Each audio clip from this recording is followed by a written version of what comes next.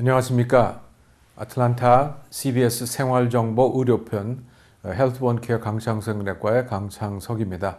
오늘은 특별히 알러지 시즌이 와서 알러지에 대해서 이 얘기를 해보겠습니다. 지금 한 3월 한 중순 후순부터 하순부터 그 꽃가루가 돌아다니기 때문에 아마 그 시즌로 계절에 따라서 그 알러지를 앓고 계시는 분은 아마 굉장히 많은 고생을 지금 하고 계실 거라고 생각합니다. 이 알러지는 그 알러지성 비염이 가장 특징적이겠지만 이런 알러지는 1년 내내 있는 그러한 그 알러지 그런 계통의 그런 계통의 알러지가 있는 것이 있고, 한편으로는 이런 계절에 따라서 특히 봄에 꽃가루병 혹은 가을에 이런 낙엽이나 이런 거 지면서 그런 시즌에 따라서 어떤 분들은 그 찬 공기 겨울에 있고요. 어떤 분들은 이제 그 항상 1년 내내 있는 그런 알러지가 있는데, 대개 1년 내내 있는 그런 알러지들은 집안에 있는 그 집안의 먼지나 이런 그 몰드나 이렇게 그 항상 노출되는 것에 그 알러지가 있는 분들은 그런 알러지가 항상 1년 내내 있을 수 있겠죠. 그러나 이제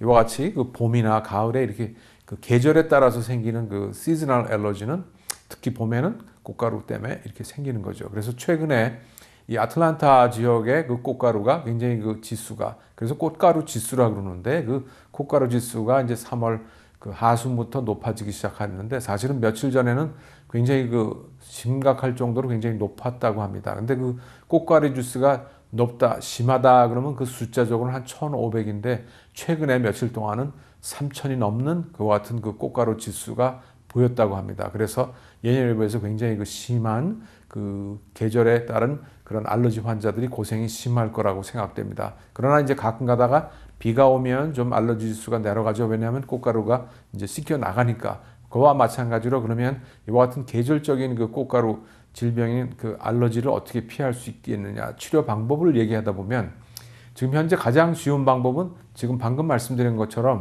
비가 오면 왜 좀 낫냐면 그 원인이 제거가 되죠. 그러니까 당연히 이와 같은 그 계절에 그 알러지가 갖고 계신 분들은 외출을 삼가하시는 것이 미안하지만 제일 그 첫 번째 답이 될 것 같고, 아주 근본적인 치료는 원인을 없애는 것이기 때문에 원인에 노출이 안 되는 것이 가장 확실한 방법일 것 같습니다. 두 번째는 손이나 코를 이렇게 열심히 씻고 외출하고 오신 다음에 그와 같은 그 손이나 어떤 코를 그 주기적으로 매일 그 생리적인 식이염수나 물로 이렇게 그 세척하는 방법이 있겠습니다. 그러나 이제 그런 것도 또 하고도 아프면 그 다음에는 우리가 시중에 나와 있는 그 같은 알러지 약들이 있는데, 크게는 그 베나딜이라는 약이 그 옛날부터 썼던 그 알러지 약인데, 그 약은 그 단점은 그 약효는 굉장히 그 세지만 그 약효에 그 반응되는 그 어떤 부작용으로서 좀 졸리고 그 어지러움증이 있을 수가 있습니다. 그래서 과거에는 이 베나드릴을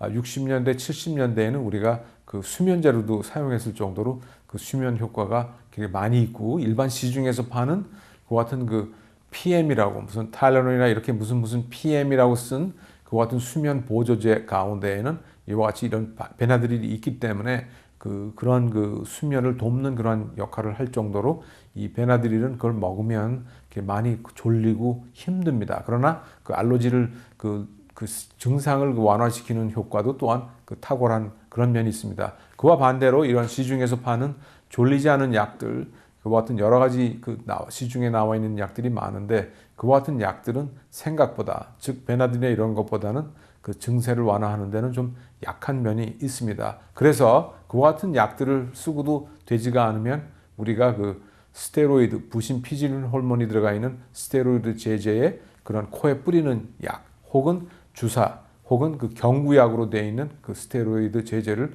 우리가 쓰게 됩니다. 그래서 그와 같은 약을 쓰면, 스테로이드 제제를 쓰면 굉장히 그 아주 효과적이죠. 그래서 그런 것을 주사를 맞는다든지 1년에 한 번씩 그래서 그 주사를 맞으러 그 클리닉에 오시는 환자들이 꽤 있으신데, 굉장히 많은 고생을 하신 분들은 그와 같이 그 꽃가루 계절이 되면 한번 와서 그 맞고서 그 봄철을 지나가는 그와 같은 환자들도 꽤 많이 있으십니다. 그러나 그렇게 그런 그 중간 정도의 분들은 고생을 하시면서 조금 전에 말씀드린 것이 가능한 한 외출을 삼가고 피하고 많이 씻고 코도 씻고, 그 다음에는 그 시중에 나와 있는 이 알러지 약들을 사용하면서 할 수가 있겠고, 그 다음에는 그 경구 스테로이드 제제라든지 주사 맞는 것, 그다음에 코에 뿌리는 약들을 쓸 수가 있겠습니다.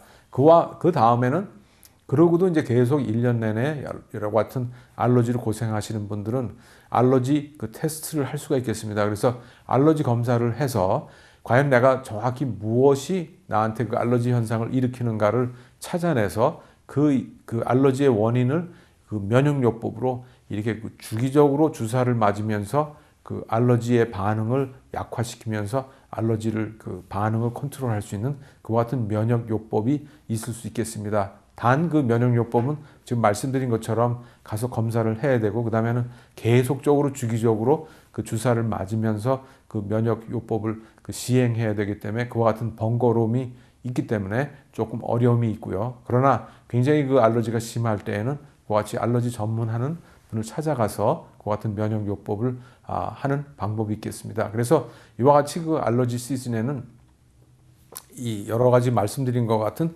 그와 같은 주의사항과 치료 방법으로 하시면 되겠고요.